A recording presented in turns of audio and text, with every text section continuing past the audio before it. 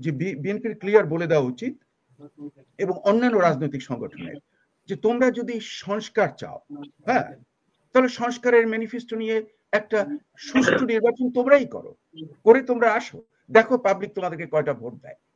তোমাদের এই যে নেতারা কোথা থেকে তোমরা নির্বাচিত হবে, তোমাদের জামানত বাজেয়াপ্ত হবে কিনা এ ব্যাপারে তোমাদের চিন্তা করা উচিত। যে এই যে আন্দোলনের যারা ছিল, যাদের নামে চলছিল কয়েকজন সামনে, ওরা হলো, ওদের কেউ মারা যায়নি, ঢাকা বিশ্ববিদ্যালয়ের কেউ মারা যায়নি এই আন্দোলনে। লজ্জাস্কর, আমি কাউকে চাই না যে কেউ মরুক, কিন্তু যারা অনেক লোক প্রাইভেট বিশ্ববিদ্যালয়ের অনেক ছেলেরা মারা গেছে, তারা তো এদের এই ক্যাবিনেটে নেই, তারা তো এই ধান্দাবাজির ভেতরে নেই, তাদের কারো নাম আমি শুনি না যে তারা ওই তদবির করছে, তদবির বাণিজ্য এটা সেটা করছে। একটা জেনারেশন ধ্বংস হয়ে যাচ্ছে দেশের, মানে যে ছাত্রগুলোর পড়াশোনা করা উচিত, ইউনিভার্সিটি কলেজে গিয়ে যাদের লেখাপড়া করা উচিত, সেগুলো এখন এই ধান্দাবাজিতে শুধু, মানে ওদের সময় এত পায় কোথায়, ধান্দাবাজি করে, ওদের টাকা কোথা থেকে আসে, ওরা যে অফিস করেছে, অফিস বিল্ডিং যে নিয়েছে, সেই টাকা কোথা থেকে আসছে। ব্যাপারটা কি যে 111 এর কথা যে বলেছে Nahid Islam, with due respect to him, এবং বিরাট অভ্যুত্থানে তাদের যে অবদান, সেটাকে দারুণ আমি শ্রদ্ধা ভাবে দেখছি। তা সত্ত্বেও আমি বলবো যে 111 এর তো অনেক লোকই এই তাদের এই সরকারে আছে, এই সরকারের সবচেয়ে বড় অংশ যে, হ্যাঁ, তারা তো সবই তো 111। কাজে ওনার যে কথাটা আমার কাছে খুব বোধগম্য হলো না, যে উনি কোন 111 বলছেন। 111 এর সব লোক তো তার, এই ক্যাবিনেটের বিশাল অংশ 111 এর সঙ্গে যুক্ত অথবা 111 এর কারিগর, এ দুটো পর্যায়ে পড়ছে। কাজেই আমি জানি না যে উনি কি বলছেন। আমার মনে হচ্ছে ওনার একটু, কিন্তু আপনার কি মনে হচ্ছে যে বিএনপি তাদেরকে আসলেও দূরে ঠেলে দিতে চাচ্ছে, তাদেরকে এক ধরনের চ্যালেঞ্জ মনে করছে, বা মির্জা ফখরুল ইসলাম আলমগীর কেন এই কথা বললেন?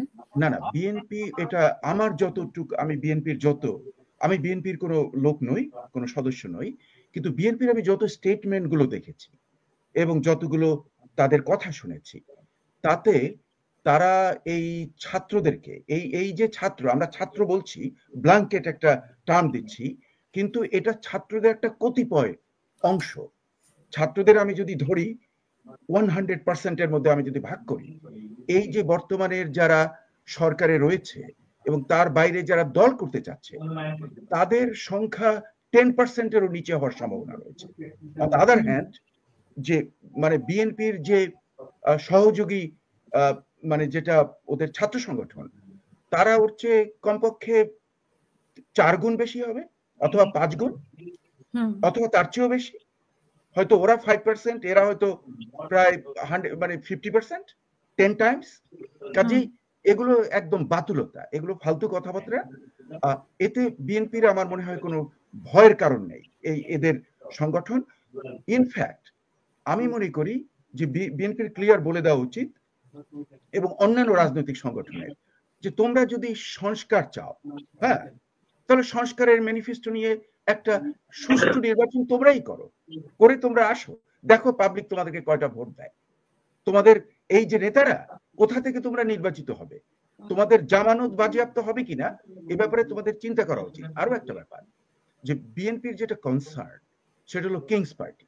যদিও নির্বাচন যদি হয়, মানে ন্যায্য নির্বাচন, তাতে বিএনপি ল্যান্ডস্লাইড ভিক্টরিতে চলে যাবে, এটা আমরা সবাই জানি।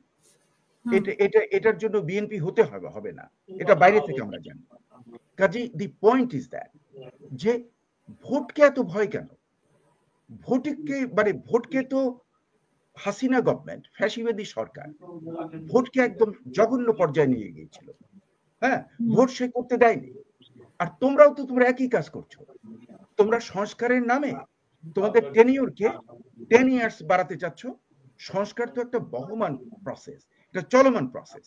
তো এটা করে তোমাদের উদ্দেশ্য যাতে তোমরা লাইসেন্স পারমিট টাইপের যে কাজ করছো বর্তমানে আমরা যা দেখছি, হ্যাঁ, যে এই যে নাহিদ ইসলাম, শুনেছি তোমার ফাদার নাকি একটা কনসাল্টিং খুলে বসে আছে, সেখানে লক্ষ লক্ষ, শত শত লোক কি বনগ্রাম আর সাম এলাকাতে গিয়ে ভিড় করে তার থ্রুতে তদবির করার জন্য। তারপরে তোমাদের যারা বিভিন্ন ছাত্র নেতারা ছিল। হ্যাঁ, তোমরা তো বিরিয়ানি নাকি পোলাও খেয়ে তোমরা সব আন্দোলনকে বন্ধ করে দিয়েছিলে, এটা তোমাদের মনে নেই? এটা তো কোনো, আমি এ পর্যন্ত আমি 69-এর গণ আন্দোলনে ছিলাম। বাট নাহিদ ইসলামকে তো পিটিয়েছে, মানে তার শরীরের আঘাত আমরা দেখেছি।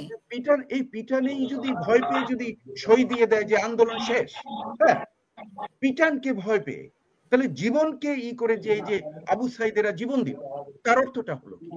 এই জন্যই আপনি দেখবেন যে এই যে আন্দোলনের যারা ছিল, যাদের নামে চলছিল কয়েকজন সামনে, ওরা হলো, ওদের কেউ মারা যায়নি, ঢাকা বিশ্ববিদ্যালয়ের কেউ মারা যায়নি এই আন্দোলনে। লজ্জাস্কর, আমি কাউকে চাই না যে কেউ মরুক, কিন্তু যারা অনেক লোক প্রাইভেট বিশ্ববিদ্যালয়ের অনেক ছেলেরা মারা গেছে, তারা তো এদের এই ক্যাবিনেটে নেই, তারা তো এই ধান্দাবাজির ভেতরে নেই। তাদের কারণ আমি শুনি না যে তারা ওই তদবির করছে, তদবির বাণিজ্য এটা সেটা করছে। আমি মনে করি যে অতি বিলম্ব মানে মানে বর্তমান সরকারের যে ডক্টর মোহাম্মদ ইউনূস, তার প্রতি আমার দারুণ শ্রদ্ধা, এবং আমাদের ভাবতে হবে যে পার্শ্ববর্তী দেশের যে কতগুলো ক্লাউন রয়েছে, হ্যাঁ, যে আমাদের বাংলাদেশের বিরুদ্ধে যারা প্রপাগান্ডা করে বেড়াচ্ছে, লাফালাফি করে। একটা ক্লাউন দেখেছি একটা চ্যানেলে, সে লাফায় শুধু, হ্যাঁ, লাফায়, চিৎকার করে, দৌড় দেয়, হ্যাঁ, মনে হচ্ছে যেন সার্কাসের একটা ক্লাউন। ওরই একই গোত্রের আমাদেরও একজন আছে, যেও আশ্চর্য মলম বিক্রি করে, হ্যাঁ, একটা কসমেটিক কোম্পানির নাকি মার্কেটিং করে ইউরোপের কোন দেশ থেকে, সে আশ্চর্য মলম বিক্রি করে। এদের এদের এদের যে ধনন্তরী ব্যবসা, যেটা বাংলাদেশকে মানে আনস্টেবল করার চেষ্টা করে, তাদের কি ব্যাপার?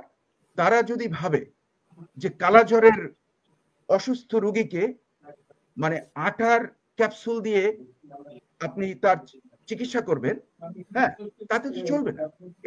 এই সমস্ত আশ্চর্য মলম বিক্রেতারা এবং অন্যান্যরা দেশ কনস্টেবল করে ফেলছে, এবং এদের সঙ্গে এই ছাত্রদের অনেক লোক আছে।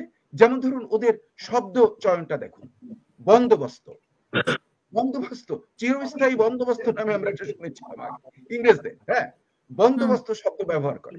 এরা কিন্তু এদের ল্যাঙ্গুয়েজের মধ্যে বন্দোবস্ত আছে, এর সঙ্গে কিন্তু একটু জঙ্গিদেরও একটা কানেকশন রয়েছে।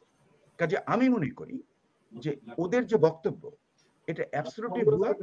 বিএনপির যে সেক্রেটারি জেনারেল যেটা বলেছেন, উনি বলছেন যে নির্বাচন চান, এবং নির্বাচনটাই তো আসল, কারণ এই নির্বাচন না দিয়েই কিন্তু ফ্যাসিবাদী গভর্নমেন্ট হয়েছিল। আর এরা মানে নির্বাচন দিয়েছে, ফেক করেছে, ফেক করে তারা হয়েছে ফ্যাসিবাদী গভর্নমেন্ট। আর এই বর্তমানের যে গভর্নমেন্টের ছাত্র আছে, হ্যাঁ, ওরা যে কথা বলছে, ওরা নির্বাচন দিতে চাচ্ছে না, মানে ইনিয়ে বিনিয়ে নির্বাচনকে কিভাবে দেরি করা যায়, হ্যাঁ, এটার প্রচেষ্টা চালাচ্ছে, দিতে চাচ্ছে, সময় নিতে চাচ্ছে আর কি। হ্যাঁ, ওই তো ইনিয়ে বিনিয়ে যাতে ধান্দাবাজি আরো বেশি করতে পারে।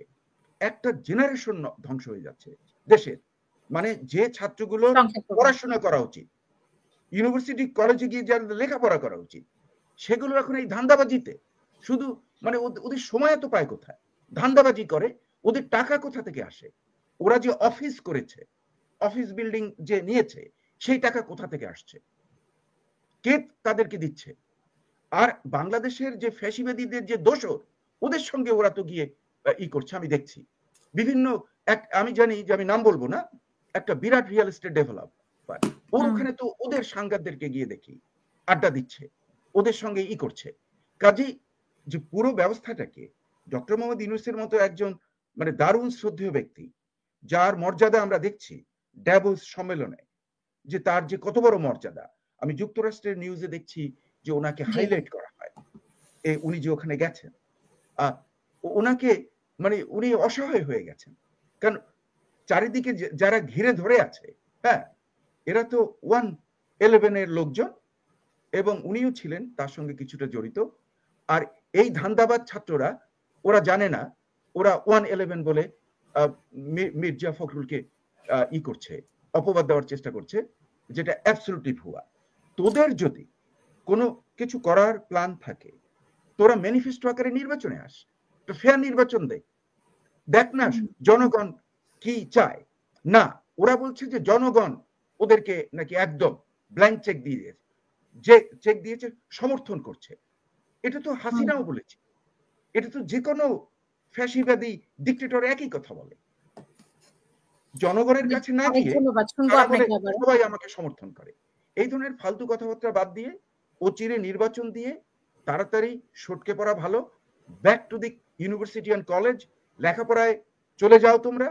তা না হলে কিন্তু এই কতিপয়, এটা কিন্তু ছাত্র সমাজের কথা আমি বলছি না, বিশাল ছাত্র সমাজ যারা এই ধান্দাবাজির মধ্যে নেই, এটা হাতে গোনতি কয়েকজন হ্যাঁ ধান্দাবাজিতে আছে।